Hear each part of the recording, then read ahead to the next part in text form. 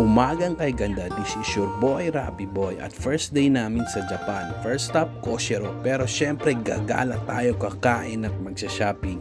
Ang unang gagawin, magpapalit ng pera sa 7-Eleven or mag-withdraw. Nakakagutom yung mga oniguri kasi unang punta ko ng Japan, hindi ako marunong magbukas noon at tinawanan ako ng misis ko. Pero syempre, withdraw muna tayo first step para makalabas tayo. Yan, dalawang lapad pero kailangan mong tipirin yan hanggang matapos yung cruise. First stop, hard off. Tumingin ako ng mga airsoft kasi ito yung hobby ko, mga sports. Sheesh, ang ganda pero di ako bumili.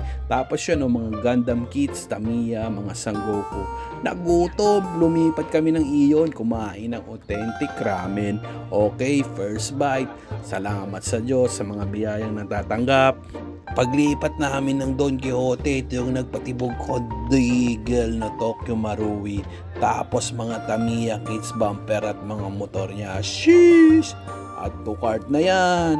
Tara, punta na tayo ng cashier. Napagod na kami, parang pauwi na kami kasi umaga pa lang, nasa labas na kami.